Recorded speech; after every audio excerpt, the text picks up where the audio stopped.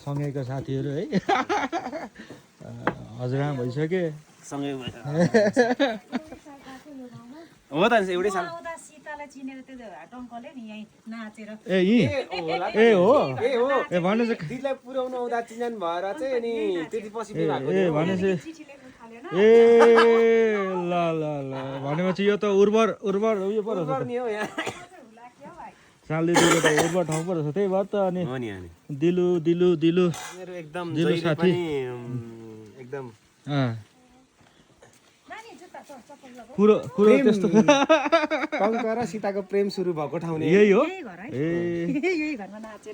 होइन सीताजीले गुराँसीमा भन्यो त्यति एउटा आएको नि त होइन सीताजीले साह्रो कुरा गर्नुहुन्छ ओ दाजु नमस्कार